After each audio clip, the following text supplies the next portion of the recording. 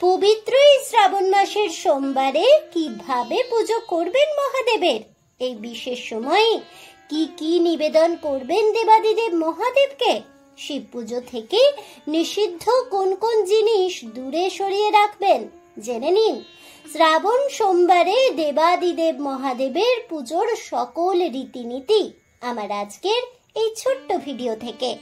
নমস্কার বন্ধুরা, অজানার পথের নতুন পর্বে আপনাদের সকলকে স্বাগত জানাই। হিন্দু ক্যালেন্ডার অনুসারে বছরে দেবতাদের সবচেয়ে প্রিয় মাস হলো শ্রাবণ মাস। চলতি বছরে অর্থাৎ 2024 সালে আগামী 22শে জুলাই থেকে শুরু হচ্ছে শ্রাবণ মাসের সোমবার। এই পুরো মাসটি দেবাদিদেব মহাদেবের পুজোর উদ্দেশ্যে পালন করা হয়ে থাকে। তবে শ্রাবণ মাসের প্রতিটি সোমবারের আলাদা আলাদা গুরুত্ব রয়েছে, কারণ শ্রাবণের সোমবার ভগবান শিবের অধিক প্রিয়। মনে করা হয় শ্রাবণ মাসের সোমবারে উপবাস করলে সমস্তই মনস্কামনা পূরণ হয়। কিন্তু উপোস করলেই তো আর হলো না, দেবাদিদেব মহাদেবকে সন্তুষ্ট করাটাও তো জরুরি। তাহলে এই পুজোর সময় কেমন ভাবে শিব পুজো করবেন, ভোলে বাবাকে কি কি দিয়ে অভিষেক করা অত্যন্ত শুভ হবে, চলুন জেনে নেওয়া যাক। প্রথমেই জেনে নিন শ্রাবণ মাসের সোমবারে বাবা ভোলানাথের পুজোর নিয়ম কানুন। শ্রাবণ মাসের সোমবারে ভোলে বাবার পুজোর আগে স্নান সেরে ধোয়া জামা কাপড় পরতে হবে। মন্দিরে গেলে অবশ্যই বাড়ি থেকে মন্দির খালি পায়ে হেঁটে যেতে হবে। সেই সঙ্গে বাড়ি থেকে জল ভর্তি পাত্র নিয়ে যেতে হবে, কারণ বাড়ির জলে শিবলিঙ্গে অর্পণ করতে হয়। শিবলিঙ্গে জল অর্পণ করার সময় ভোলানাথের শিব মন্ত্র 108 বার জপ করতে একদম ভুলবেন না। ওম নমঃ শিবায় মন্ত্রটি হলো দেবাদিদেব মহাদেবের পুজোর মন্ত্র। শ্রাবণ মাসের সোমবারে সন্ধেবেলা অবশ্যই দেবাদিদেব মহাদেবের আরতি করতে হবে। এর পাশাপাশি সেই সময় সামর্থ্য অনুযায়ী দরিদ্র ব্যক্তিদের অন্ন, বস্ত্র ও খাদ্য দান করার চেষ্টা করতে হবে। এতে ভোলানাথের বিশেষ কৃপা লাভ করা যায়। এবারে বলি কি কি নিবেদন করবেন আর কি কি নিবেদন করবেন না দেবাদিদেব মহাদেবকে।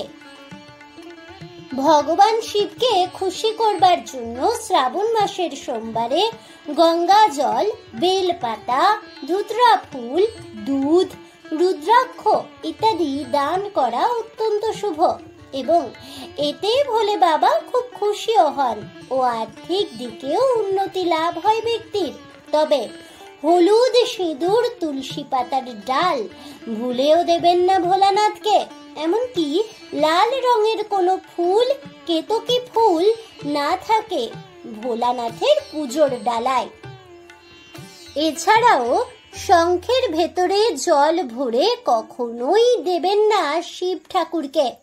শিবের মাথায় শঙ্খ দিয়ে জল দিলে শিব ঠাকুর অত্যন্ত রেগে যান। বেলপাতা ছিঁড়ে অঞ্জলি তা দিয়ে দান করলে রুষ্ট হন স্বয়ম্ভু। কি হয় এদিনে ভগবান শিবের অভিষেক করলে, চলুন জেনে নেওয়া যাক। শিবলিঙ্গে দুধ ঢাললে দীর্ঘ জীবন লাভ করা যায় এবং সমস্ত অসুখ বিসুখের হাত থেকেও মুক্তি পাওয়া যায় সহজেই।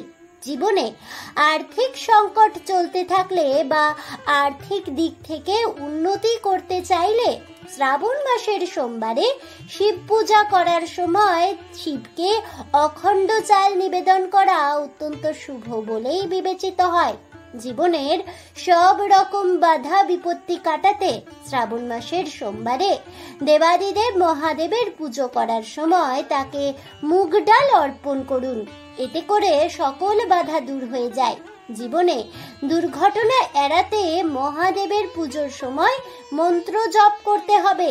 বাড়িতে ইতিবাচক শক্তির সঞ্চার হবে এই শিব মন্ত্র জপ করলে এবং ওম নমঃ শিবায় মন্ত্র জপ করলে সংসার সুখে শান্তিতে ভরে ওঠে।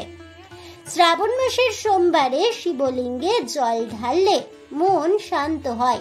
এবং সব রকম নেতিবাচক শক্তির হাত থেকেও মুক্তি মেলে। দীর্ঘদিন ধরে কোনো ব্যক্তি যদি অসুস্থ থাকে তাহলে শ্রাবণ মাসের সোমবারে মহামৃত্যুঞ্জয় পাঠ করার পাশাপাশি শিবলিঙ্গে আখের রস ঢালা হলে ভোলে বাবার কৃপায় সকল রোগ মুক্তি ঘটে। আজ এ পর্যন্তই। জয় দেবাদিদেব মহাদেবের জয় হোক। এই বলে আমার আজকের ভিডিওটি আমি এখানেই শেষ করছি।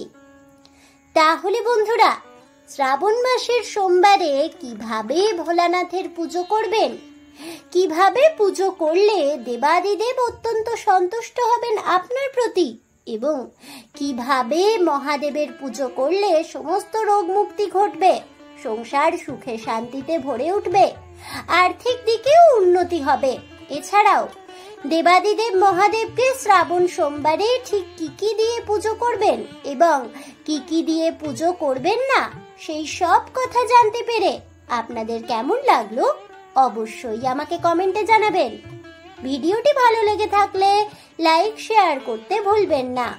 আমার চ্যানেলের নতুন বন্ধু হয়ে থাকলে চ্যানেলটিকে সাবস্ক্রাইব করে দেবেন। পাশে থাকা বেল বাটনটি প্রেস করে রাখবেন নতুন ভিডিওর নোটিফিকেশন পাওয়ার জন্য। দেখা হচ্ছে পরের ভিডিওতে, তাই সকলে ভালো থাকুন, সুস্থ থাকুন, আর অবশ্যই সঙ্গে থাকুন আর দেখতে থাকুন অজানার পথে।